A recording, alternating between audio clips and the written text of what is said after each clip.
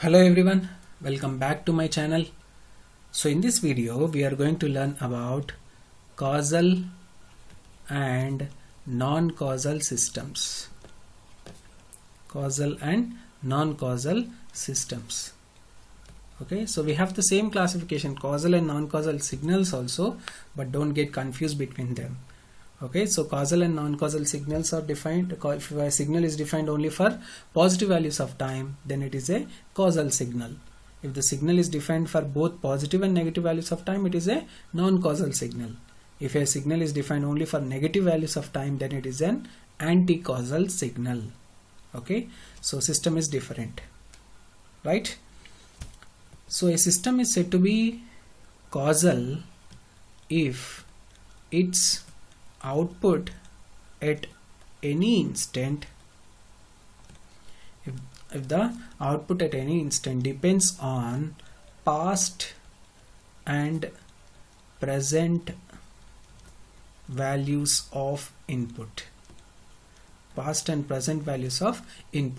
but not on future values of input. It should not depend, so that is why I kept an into mark. So it should not depend on future values of input for a causal system. The output at any instant depends on past and present values of the input, but not on the future values of the input. So if the output depends on future values of input,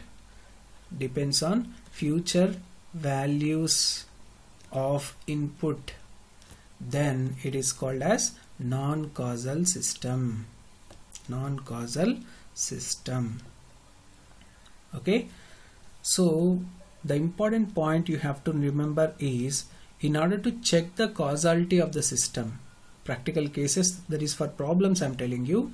So this is definition wise, it is okay. So if its output at any instant depends on past and present values of the input, then it is called as causal system. It should not depend on future values of the input. If the output depends on future values, then it is non-causal system. Okay, so to find the causality for a given system, that is practical problems, to check the causality, we have to check for all the three values, that is negative, 0 and positive. That is, you can take n is equal to -1, 0, +1.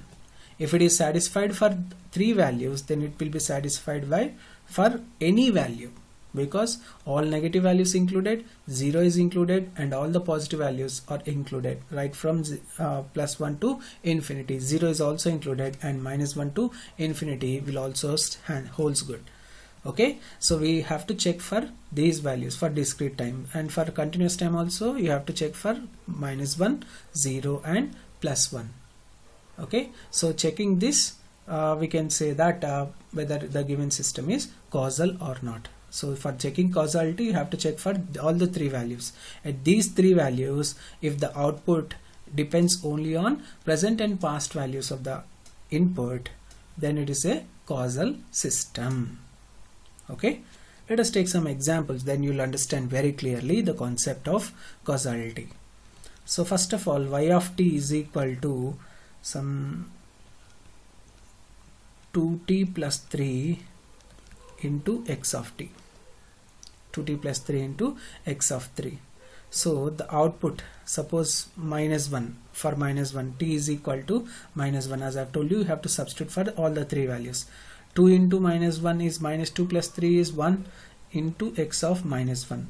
So for -1, at instant -1, x of -1 is present input. Similarly, y of 0 is 3 into x of 0. So it is again depending on present input only, for even for t is equal to 0. Next, for t is equal to 1, so it is 1 is equal to 5 into x of 1. So again it is depending on present input only. Okay, so for all the three, it depending on present input only, therefore system is causal system. Even if it depends on past and present, then it is a causal system. In this case, it is depending on only present, because we are giving the we are multiplying the system given is something multiplied by x of t only, therefore it depends on present input only. Suppose we have y of t is equal to x of 3t. Y of t is equal to x of 3t. So at t is equal to 1, if you take y of 1 is equal to x of 3. With respect to 1, 3 is an future value. Future value, so it depends on future value of the input. So since output depending on future values of the input, then the system is non-causal. So this is a non-causal system. This is a non-causal system. Understood? So similarly, y of t is equal to x of t plus 1. This is also non-causal system only. Okay, clearly y of 1 is equal to x of 2. So 1 with 2 with respect to 1 is a future value. So it depends on future value of input. Future value of input. The output at instant t is equal to 1 is depending on future value, because 2 is a future value with respect to 1. With respect to this 1, it is a future value. So it is a non-causal system. Okay. Next we have fourth problem. So y of t is equal to sum minus infinity to 3t x of t dt. Okay, same we can solve for t is equal to 1. So it is y of 1 is equal to integral minus infinity to 3 into 1 is 3 x of t dt. When you substitute the limit, now when you are substituting the limit, so this 3 must be substituted in this. That means it depends on x of 3. It depends, this integral depends on x of 3. With respect to 1, x of 3 is a future value, future input. Therefore the given system is non-causal system. Therefore the given system is non-causal system. Okay. Right, next y of n is equal to x of minus n. Y of n is equal to x of minus n.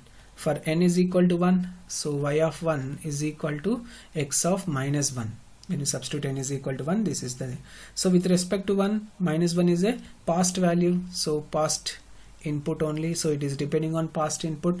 Okay, so if it depends on past input, we can say that it is causal. Okay, so you should not stop here. You should not stop here. You have to check for all the 3 values. That is what I have told you here. So by checking one condition, if you say that the output depends on past input only, so that this system is, if you say it is a causal system, then the solution is wrong. Okay, you have to check for all the values. I'll show you. Okay, so for n is equal to 0, y of 0 is equal to x of 0, no problem. Present input only, still it is causal. Okay, it depends on past input and on present inputs. For these 2 cases, still it is causal only. For negative values, y n is equal to minus 1, so y of minus 1 is equal to x of 1.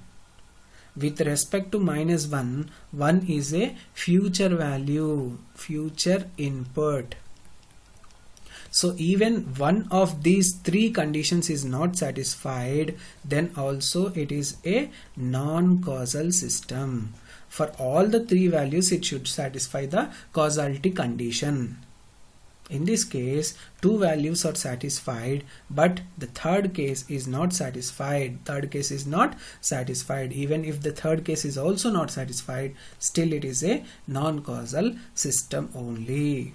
Okay, so for such type of systems, you have to find all the 3 values. Then only we can say perfectly that whether the given system is causal or not.